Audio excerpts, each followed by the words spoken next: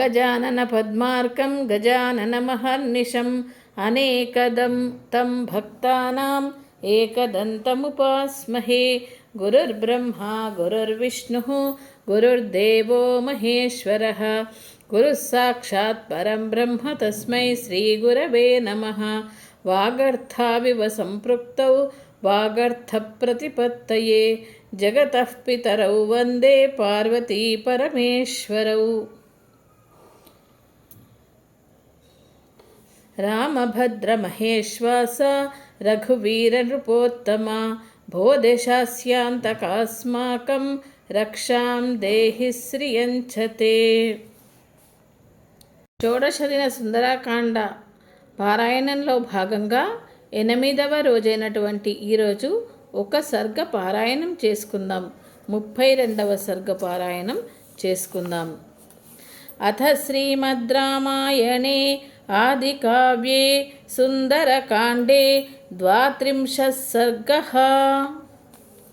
తతః శాఖాంతరే లీనం దృష్ట్వా చలితమానసా వేష్టితార్జునవస్త్రం తం విద్యుత్సంఘాతపింగళం.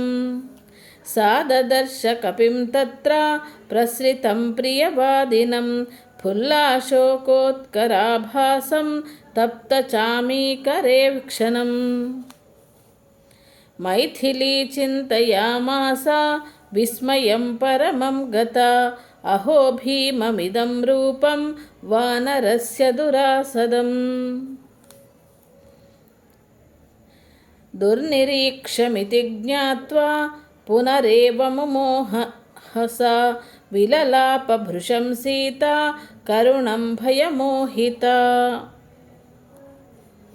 రామ రామేతి దుఃఖార్తా లక్ష్మణేతి చ భామిని రురోద బహుధా సీతా మందం మందస్వరా సతీ. సాతం దృష్ట్వా హరిశ్రేష్టం వినీతవదుపస్థితం మైథిలీ చింతయామాస స్వప్నోయమితి భామిని. సా వీక్షమానా పృథుభగ్నవక్త్రం శాఖామృగేంద్రస్య యథోక్తకారం దదర్శ పింగాధిపతేరమాత్యం వాతాత్మజం బుద్ధిమతాం వరిష్టం. సాతం సమీక్షైవ భృశం విసజ్ఞా గతాసు కల్పే బభూవ సీతా. చిరేణ సంజ్ఞా ప్రతిలభ్య భూయః విచింతయామాస విశాలనేత్రా. స్వప్నే మయాయం వికృతోద్య దృష్టః శాఖామృగశాస్త్రగణైర్నిషిద్ధః స్వస్త్యస్తు రామాయ సలక్ష్మణాయ తథాపి తుర్మే జనకస్య రాజ్ఞః.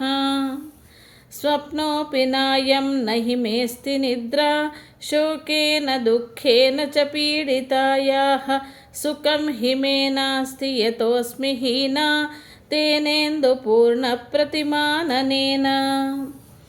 రామేతి రామేతి సదైవ బుద్ధ్యా విచింత్య వాచా బ్రువతి తమేవ తస్యానురూపం చ కథాం తమర్థం ఏవం ప్రపశ్యామి తథా శృణోమి. అహం హి తస్యాద్య మనోభవేన సంపీడితా తద్గత సర్వభావా విచింతయంతి సతతం తమేవ తథైవ పశ్యామి తథా శృణోమి. మనోరథస్యాదితి చింతయామి తథాపి బుద్ధ్యా చ వితర్కయామి కిం కారణం తస్య హి నాస్తి రూపం సువ్యక్తరూపశ్చ వదత్యయం మాం. నమోస్తు వాచస్పతయే సవజ్రిణే స్వయంభువే చైవ హుతాశనాయ చ. అనేన చోక్తం యదిదం మమాగ్రతః వనౌకసా తచ్చ తథాస్తు నాన్యథా.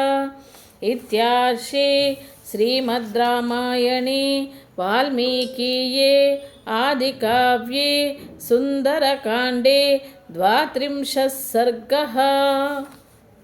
సర్వం శ్రీ సీతారామార్పణమస్తు.